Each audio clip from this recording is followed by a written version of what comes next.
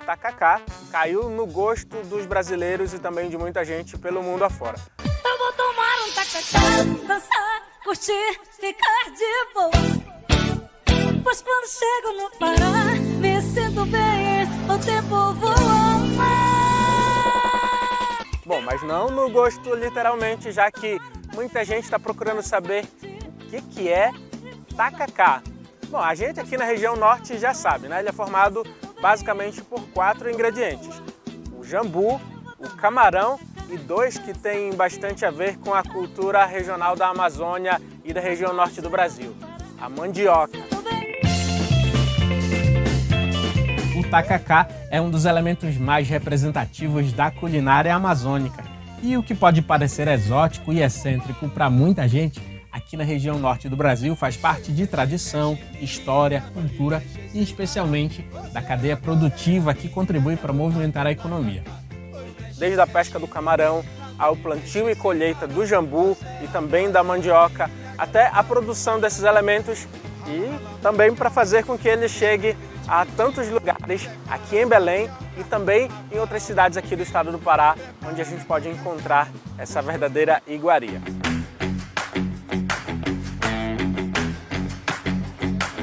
O tacacá é consumido em todos os estados amazônicos, mas é no Pará que ele possui mais força e tradição, o que fez com que as antigas barraquinhas que antes comercializavam o tacacá fossem aos poucos substituídas por pontos comerciais com melhores estruturas para atender os clientes. A composição do tacacá também mudou um pouco. De acordo com alguns pesquisadores, o costume indígena era consumir o caldo feito com uma espécie de mingau de goma, a fécula da mandioca, com o tucupi acompanhado com pedaços de peixe assado na hora. O tacacá então foi parar nas feiras livres das cidades e foi ganhando, digamos assim, novos sabores, com o jambu, a pimenta de cheiro, a alfavaca, a chicória e a substituição do peixe assado pelo camarão seco regional. 2 ingredientes do tacacá são produzidos a partir de uma raiz que vem sendo cultivada há séculos em muitos países, a mandioca. E para saber mais sobre ela, nós fomos até a sede da Embrapa Amazônia Oriental, que fica aqui em Belém. Quem nos recebeu foi a doutora Elisa Moura, que é pesquisadora e que desenvolve importantes contribuições sobre recursos genéticos e melhoramento genético da mandioca. A gente trabalha com a conservação dos recursos genéticos, tá, da mandioca. Então nós temos aqui nesse campo um banco de germoplasma, que é onde nós mantemos variedades que foram coletadas em diferentes locais, principalmente do estado do Pará. E é como se a gente tivesse aqui uma amostragem da diversidade genética da mandioca. Então nós temos aqui variedades coletadas no sul do Pará, no oeste do Pará, na região nordeste paraense, variedades que os produtores cultivam para a produção de farinha, para a produção de fécula, materiais com diferentes características como o porte, a cor da polpa, tem material de polpa amarela, polpa branca. E nós fazemos a avaliação desses materiais para verificar quais deles são mais aptos para que possam ser recomendados para os produtores ou que possam ser utilizados no melhoramento genético, para selecionar e gerar aqueles materiais que sejam mais produtivos ou tolerantes a doenças, ou que sejam específicos para algum produto, como por exemplo, que tenha mais fécula, para a produção de fécula ou para a produção de tucupi. E aqui, por exemplo, dá para perceber a diferença, né? Essa aqui é uma mandioca que tem a folha mais fina. Algumas pessoas no campo às vezes já dão um nome para essa variedade assim de folha fina. Esse já é um outro tipo, as duas têm o pecíolo vermelho. E esse aqui já é um outro tipo de mandioca, que já tem uma outra cor de pecíolo.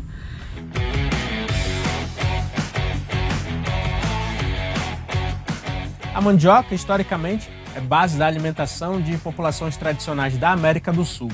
E o Brasil aparece como o 5º maior produtor mundial, com pouco mais de 18 milhões de toneladas ao ano, em uma área plantada de 1.205.000 hectares. Uma produtividade que fica bem abaixo da Nigéria, o país com maior produção mundial com 63 milhões de toneladas ao ano, em uma área plantada de mais de 9 milhões de hectares. O Brasil também segue atrás da República Democrática do Congo, Tailândia e Gana.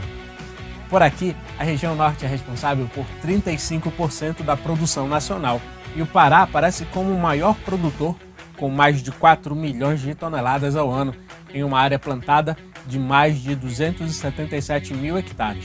Depois do Pará vem o Paraná, São Paulo, Mato Grosso do Sul e o Amazonas.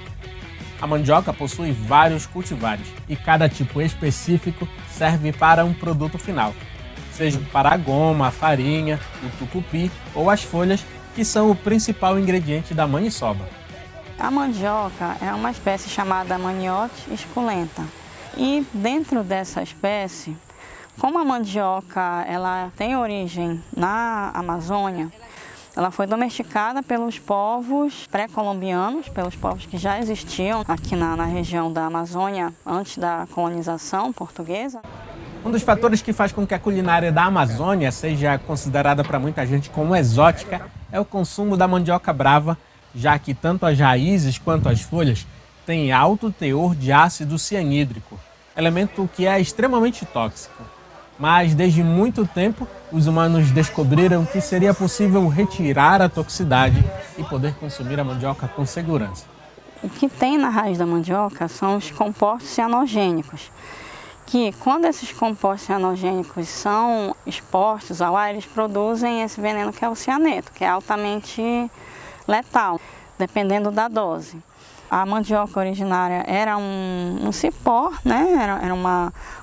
Era uma espécie que tinha a raiz bem fina e os povos, as pessoas que conviviam naquela época com a espécie foram selecionando materiais que eles viam que tinha a raiz que poderia ser utilizada na alimentação. Isso gerou uma grande diversidade de tipos que essa espécie tem aqui na região. Basicamente, elas são divididas pelo teor do ácido cianídrico, que é o veneno, né? A macaxeira é a mandioca que tem ácido cianídrico menor do que 100 ppm. E a mandioca comum, ela tem teor de veneno acima de 100. Então essa é a classificação mais simples, mas na verdade não é só isso. E o melhoramento genético pode ser que tenha sido proposital. Uma seleção intencional que os povos pré-colombianos fizeram na mandioca, porque como eles deixavam a mandioca nos quintais, nos roçados, por ela ter um alto conteúdo nutritivo, energético, os animais atacavam as raízes, né? Então, aqueles materiais mais venenosos, os animais não atacavam. E isso servia como uma proteção mesmo. A Embrapa já desenvolveu e distribuiu diversos materiais com orientações sobre os cuidados para o consumo da mandioca, como o cozimento das folhas, a torragem da farinha ou o tempo necessário de fervura do tucupi.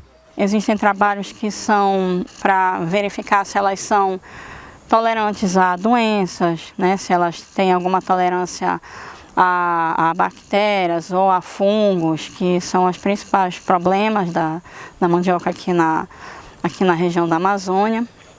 E se esses materiais, por exemplo, tiverem alguma característica interessante, eles entram no programa de melhoramento genético. A mandioca acabou se transformando em base na produção de vários alimentos, mas a estimativa é de que 40% das raízes seja destinada à produção de farinha, 20% para a produção de amido e o restante destinado a outros subprodutos e também para a alimentação animal. Então a raiz ela é descascada, ela vai ser triturada, vai ser prensada e uma boa parte da mandioca, 60% a 70% é água. O que sobra é o que vai dar a origem à raiz. E essa água, a manipoeira, que algumas pessoas até usam como veneno natural, usam para controlar a ocorrência de insetos em algumas plantações. A manipoeira, ela passa por um processo de fermentação. E quem faz essa fermentação são as próprias bactérias, leveduras, que estão presentes ali nesse contato aqui da raiz. Essa fermentação, ela tem que ser, para ser segura, até 24 horas. E depois esse líquido ele tem que ser fervido por 40 minutos. Então foi feito esse trabalho aqui na Embrapa de que esse período de cozimento por 40 minutos ele é seguro para que esse veneno seja dissipado. E foram utilizados materiais porque essas mandiocas mais amarelas aqui na Amazônia, elas costumam ter um alto teor de veneno. E os produtores que produzem mandioca especificamente para a produção do tucupi preferem essas variedades com a raiz amarela e que elas tenham um teor menor de fécula, de amido. Porque durante o processamento, enquanto o tucupi está ali fermentando, se tiver muita fécula, como são as variedades para farinha, fica muito resíduo, é mais difícil o processamento. O manejo é praticamente o mesmo, né? Assim, é a mesma espécie, então o mesmo período de plantio, a forma de adubação, capinas, ela é a mesma para todas as variedades. O ideal aqui na nossa região, geralmente com 12 meses, né? As variedades para farinha, tucupi, elas já podem ser colhidas. Essas aqui já estão com 1 ano de cultivo. O problema é que a raiz, ela é uma reserva, né? Ela é um reservatório de energia para a planta. Tem variedades que, se passa muito tempo, ela começa a usar essa reserva. E aí, quando faz a colheita da raiz, a raiz já está com uns buraquinhos, ela quase não tem mais amido, porque a planta utiliza. A mandioca, ela tem uma facilidade, assim, uma característica que é boa do ponto de vista genético, que ela tem a propagação vegetativa. Essa que a gente chama de rama, né? A gente corta os pedaços e usa isso como semente, chamado de maniva semente. Então essa plantinha aqui, ela brotou de uma dessas ramas da planta adulta e ela está gerando aqui um material com a mesma característica genética. Então a gente está mantendo as características genéticas dessa variedade ao longo dos anos. A outra forma de propagação, reprodução da mandioca é pela produção de semente. Não são todas as variedades de mandioca que a gente vê produzindo flores. Possivelmente, como ela foi selecionada para propagação vegetativa, pode ser que a produção de flores tenha sido selecionada negativamente. Quando a gente tem essa floração, a gente pode ter a produção de frutos com a geração de sementes. Essas sementes, elas já vão gerar novas combinações genéticas, novos indivíduos, vão ser outros tipos de clones que vão ser gerados. No melhoramento genético, a gente faz o cruzamento controlado. A gente escolhe aquelas variedades que a gente quer cruzar e utiliza alguns métodos de controle para que sejam gerados sementes só daquela combinação. Que se plantadas, se cultivadas, vão gerar novos indivíduos, novas combinações genéticas.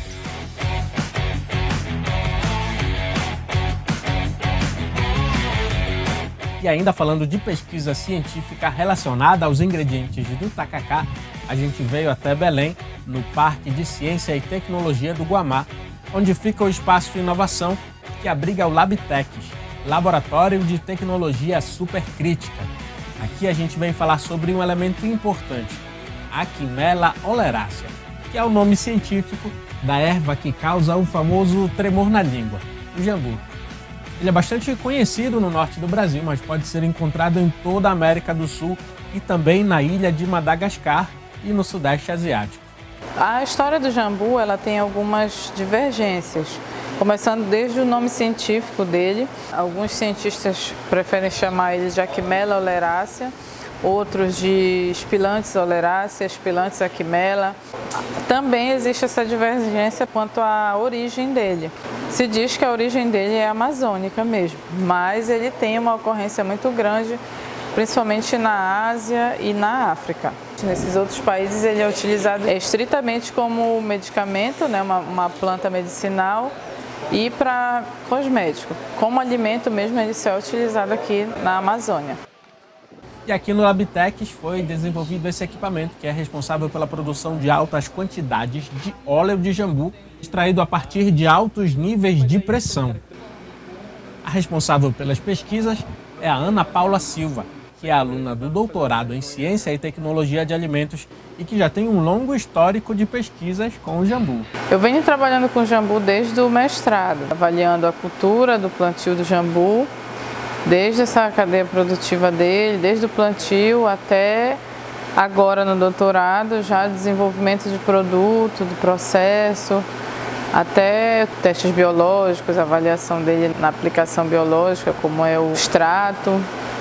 E da pesquisa já foram criados diversos produtos a partir de óleo de jambu, retirado especialmente das flores que possuem altas concentrações do espilantol, que é o responsável pelo efeito indutor da salivação e da estimulação do nervo trigêmeo. O extrato de jambu ele tem uma característica, qualquer região que a gente produza o muco, a mucosa, o jambu ele consegue atuar nessas questões. Então, isso tem estudos científicos que já foram realizados, por isso a gente produziu esse gel. Mas o carro-chefe das pesquisas aqui é a produção de um biofilme que poderá ser comercializado em forma de fitoterápico e que promete ajudar especialmente pacientes oncológicos que precisam passar por quimioterapia. Pessoas que são acometidas de câncer, que precisam fazer tratamento de quimioterapia, radioterapia, normalmente elas são acometidas por ressecamento na boca. E o ressecamento na boca, ele traz outras doenças, fica aquele incômodo além do tratamento da doença em si, que é o câncer, ainda tem essas doenças secundárias.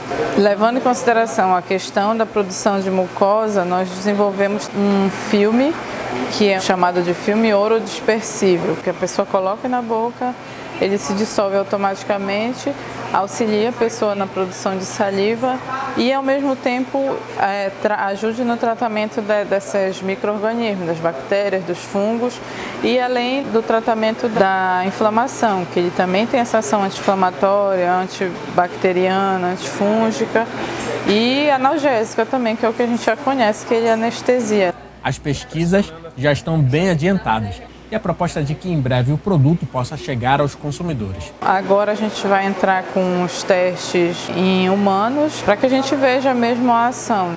Passando já nesse teste, a gente pode já começar a comercializar ele. Para a produção, por exemplo, de alguns ml de óleo de jambu, como o desse vidrinho, foram utilizados 5 kg de flores de jambu e a concentração de espilantol é extremamente alta. No Pará, além do uso na culinária, o jambu já tem ganhado espaço na produção, por exemplo, de bebidas, mas graças a pesquisas como a da Ana Paula, ele também pode ser utilizado em outros produtos como dermocosméticos. O que a gente pretende é dar uma outra visão do jambu aqui mesmo na nossa região. A gente pretende mostrar que ele tem uma diversidade de aplicações além do tacacá, da cachaça, que é o que a gente tem visto aqui na nossa região, principalmente, a aplicação dele. É uma planta extremamente valiosa, porque o quilo da planta dela, principalmente da flor, tem se valorizado cada vez mais, a procura tem aumentado.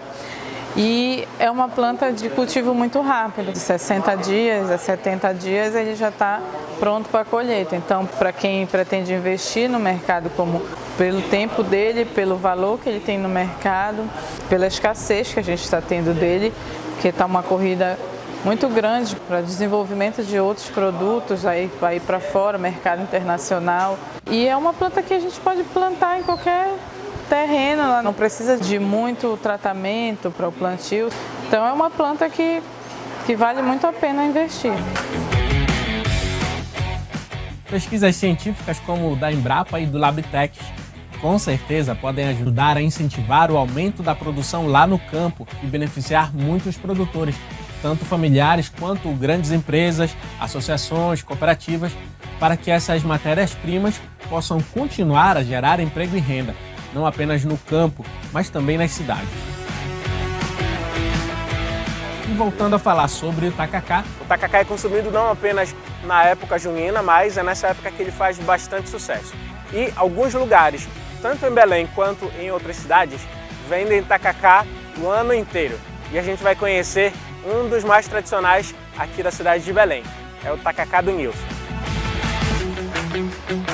Diz aí se você já não passou pela rua e ficou com água na boca só de sentir o cheiro. O tacacá está até na memória afetiva de muita gente. E para outros é fonte de renda. Isso aí eu já herdei da minha mãe. Minha mãe me criou vendendo tacacá aqui no bairro. Entendeu? E eu peguei pelo gosto dela. Eu costumo falar que eu tive duas musas inspiradoras. Uma foi a minha mãe, né? E a outra a Dona Eliette, que na época fez muito sucesso, Dona Eliette, a rainha do tucupi. E de lá pra cá eu peguei gosto pelo ramo e tô até hoje. Minha mãe veio a falecer há 30 anos atrás e foi um dos pedidos dela que não deixasse o tacacá dela morrer junto com ela. E eu prometi que enquanto eu tivesse vida, saúde, eu ia fazer o que ela mais gostava de fazer, que era fazer o tacacá. E hoje eu estou aqui há 30 anos vendendo o tacacá. O tacacá abriu as portas para a venda de outras iguarias típicas, como o maniçoba, vatapá e o caruru. Mas em muitos anos de trabalho, ainda continua a ser o campeão de vendas. O que puxa a nossa culinária mesmo aqui é o nosso tacacá e a nossa maniçoba. Mas eu tenho outros pratos, eu tenho vatapá, eu tenho caruru, nós temos bolo de macaxeira, arroz paraense, lasanha paraense, que hoje em dia já faz parte do nosso cardápio. A gente que trabalha com venda é uma coisa meio relativa. Tem dia que você vende bastante, tem dia que você vende 50, 100 tacacá. Não tem uma previsão certa de quantos tacacá nós vendemos. As iguarias que antes tinham mais força no período das festas juninas ou em outubro por conta do Círio de Nazaré, agora podem ser encontradas o ano inteiro e com direito à decoração temática e tudo. É São João o ano todo, porque as pessoas não procuram tomar o tacacá, o vatapá, o caruru, a maniçoba só mês de junho, como o pessoal coloca na cabeça, porque é mês de junho as vendas disparam da comida típica, dispara. Mas isso é consumido o ano todo. Então esse é um meio que eu tenho de retribuir com meus clientes, fazendo uma decoração daqui, uma decoração daquela, porque se querendo ou não, isso faz uma grande diferença. A gente procurou fazer de tudo para agradar os nossos clientes. Para nós que trabalhamos com comidas nas esquinas de Belém, com tacacá, nós temos que ter 3 fatores principais. É a qualidade, o atendimento e a higiene. Você tendo esses fatores, você vai longe.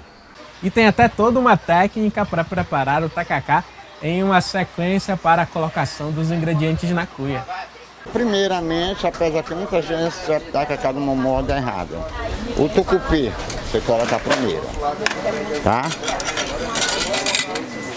Aí depois você vem pra cá, aquela goma tradicional bem temperadinha, entendeu? Aí você vem pra cá, olha. Tá? Aqui tá começando já a formar. Olha aqui. Tá? Aí volta pra cá para dar aquela completada no tacacá. Ó, tá? Viu? Aí pega um garfo de novo, faz aquela mexidinha tradicional. Ó. Aí você canta, eu vou tomar o tacacá, dançar.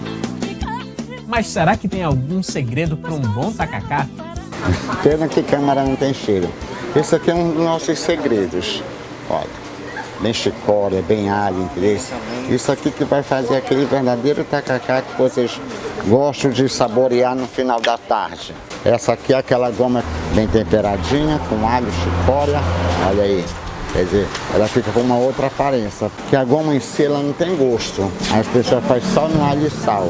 Nosso verdadeiro jambu regional mesmo, esse que dá o treme, entendeu? Esse aqui é aquele camarão, ó, camarão de boa qualidade, um bom tamanho também, que não pode ser muito miudinho também.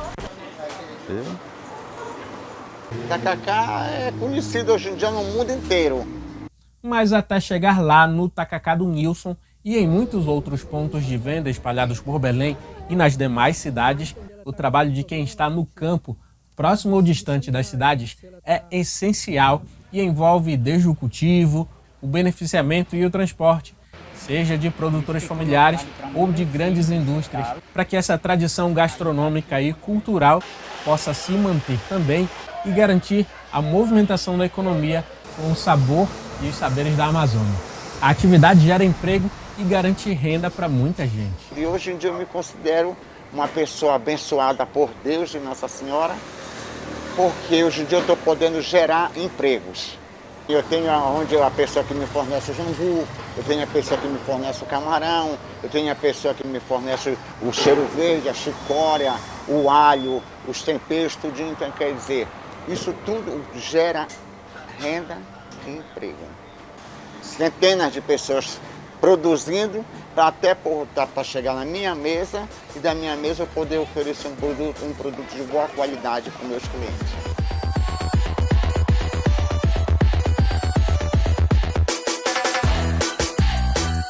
Esse foi o Agro Mais Perto, e no programa de hoje a gente pôde entender, conhecer, esmiuçar, viajar por essa verdadeira iguaria da culinária regional da Amazônia, e especialmente aqui do estado do Pará. No programa de hoje a gente conheceu o tacacá e o quanto ele movimenta a economia em diversos lugares, e como é que ele sai do campo e vai parar nas esquinas e também nas mesas dos paraenses e de tantos outros lugares. No próximo programa a gente tem mais Agro Mais Perto e eu agradeço muito pela sua companhia. Já fica o convite para o próximo, viu? É Agro Mais Perto para você. Eu vou tomar um tacacá.